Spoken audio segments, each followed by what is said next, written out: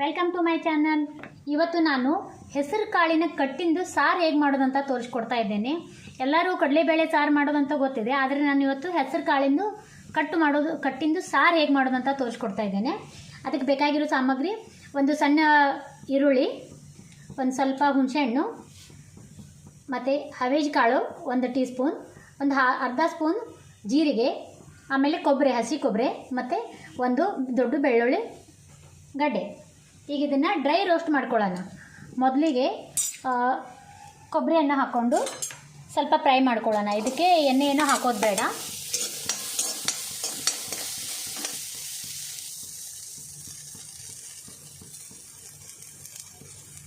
ಆಮೇಲೆ ಇದಕ್ಕೆ ಸ್ವಲ್ಪ ನೀರು ಹಸಿ ಹೋದ್ಮೇಲೆ ಈರುಳ್ಳಿಯನ್ನು ಹಾಕ್ಕೊಳ್ಳೋಣ.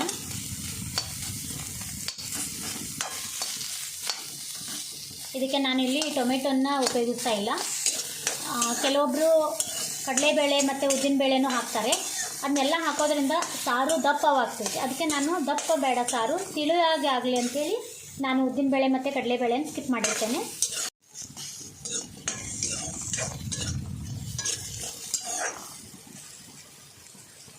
ಇದಕ್ಕೆ ಬೆಳ್ಳುಳ್ಳಿನ ಸೇರಿಸ್ಕೊಳ್ಳೋಣ. ಒಣ ಮೆಣಸಿದ್ರೆ ಒಣ ಮೆಣಸು ಹಾಕೋಬೋದು. ನಾನಿಲ್ಲಿ ಖಾರದ ಪುಡಿಯನ್ನು ಯೂಸ್ ಮಾಡ್ತಾ ಇದ್ದೀನಿ, ಅಚ್ಚ ಖಾರದ ಪುಡಿ. ನೀವು ಒಣ ಮೆಣಸು ಬೇಕಾದರೂ ಸೇರಿಸ್ಕೊಳ್ಬೋದು. ಇದು ಸ್ವಲ್ಪ ಬ್ರೌನ್ ಆದಮೇಲೆ ಇದಕ್ಕೆ ಹುಣಸೆಹಣ್ಣು ಮತ್ತು ಹವೇಜ್ ಕಾಳನ್ನು ಸೇರಿಸ್ಕೊಳ್ಳೋಣ.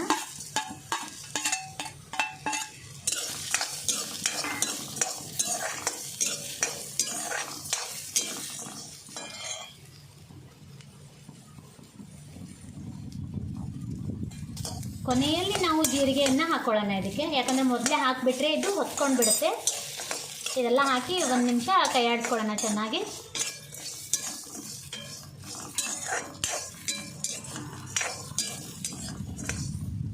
ದಿನ ಬೇಳೆ ಸಾರು ತಿಂದು ಬೇಜಾರಾಗಿದ್ದಾಗ ಈ ರೀತಿಯಾಗಿ ಹೆಸರು ಕಾಳು ಪಲ್ಯ ಮಾಡಿಕೊಂಡು ಅದರಿಂದ ಕಟ್ಟು ತಕ್ಕೊಂಡು ಅದ್ರ ಕಟ್ಟಿನ ಸಾರು ಮಾಡಿಕೊಂಡ್ರೆ ತುಂಬ ಚೆನ್ನಾಗಿರುತ್ತೆ. ಈಗ ಇದಿಷ್ಟ ಆದಮೇಲೆ ಗ್ಯಾಸ್ ಬಂದ್ ಮಾಡಿಕೊಂಡು ಇದನ್ನು ಆರೋದಕ್ಕೇನು ಬಿಡೋದು ಬೇಡ, ಹೀಗೇ ಮಿಕ್ಸಿ ಮಾಡ್ಕೊಂಡು ಬಿಡ್ಬೋದು.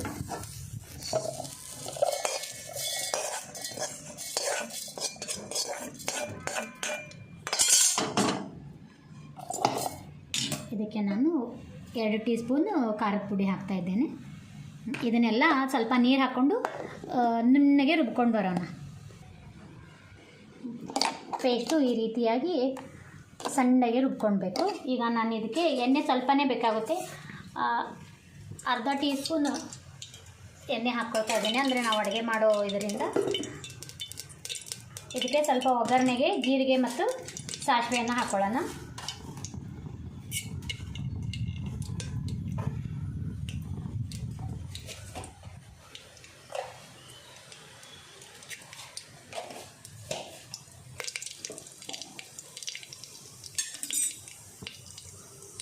ಜೀರಿಗೆ ಸಾಸಿವೆ ಚೆನ್ನಾಗಿ ಸಿಡಿದ ಮೇಲೆ ಸ್ವಲ್ಪ ಕರಿಬೇವನ್ನು ಒಗ್ಗರಣೆ ಒಳಗೆ ಸೇರಿಸ್ಕೊಳ್ಳೋಣ.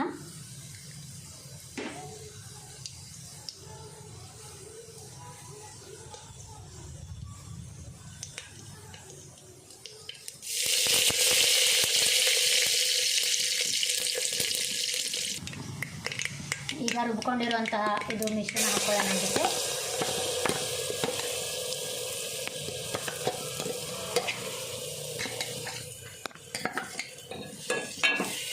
ಒಂದು ನಿಮಿಷ ಫ್ರೈ ಮಾಡಿಕೊಂಡ್ರೆ ಸಾಕು, ಯಾಕಂದರೆ ನಾವು ಇದು ಮೊದಲಿಗೆ ನಾವೆಲ್ಲನೂ ಫ್ರೈ ಮಾಡ್ಕೊಂಡಿರ್ತೇವೆ. ಈಗೇನು ಜಾಸ್ತಿ ಹೊತ್ತು ಫ್ರೈ ಮಾಡೋದು ಬೇಡ. ಇದಕ್ಕೆ ರುಚಿಗೆ ತಕ್ಕಷ್ಟು ಉಪ್ಪು ಮತ್ತು ಬೆಲ್ಲ ಬೇಕಾದರೆ ಹಾಕ್ಬೋದು, ಇಲ್ಲಾದರೆ ಇಲ್ಲ.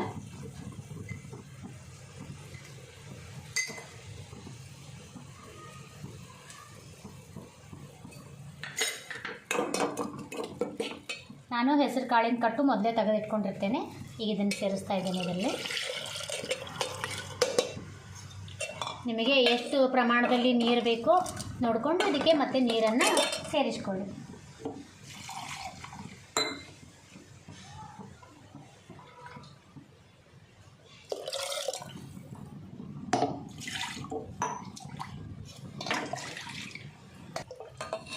ಇದು ಚೆನ್ನಾಗಿ ಕುದಿಯೋ ತನಕ ಬಿಟ್ಟು ಚೆನ್ನಾಗಿ ಕುದ್ಮೇಲೆ ಆಫ್ ಮಾಡಿಬಿಟ್ರೆ ಮುಗೀತು. ಫೈನಲಿ ಆಗಿ ಹೆಸರು ಕಾಳಿನ ಕಟ್ಟಿನ ಸಾರು ರೆಡಿ ಆಯಿತು. ಇದು ಬಿಸಿ ಅನ್ನೋ ಜೊತೆ ತುಂಬ ಟೇಸ್ಟಿಯಾಗಿರುತ್ತೆ. ನೀವು ಟ್ರೈ ಮಾಡಿ, ಇಷ್ಟ ಆದರೆ ಕಮೆಂಟ್ ಮಾಡಿ. Thank you.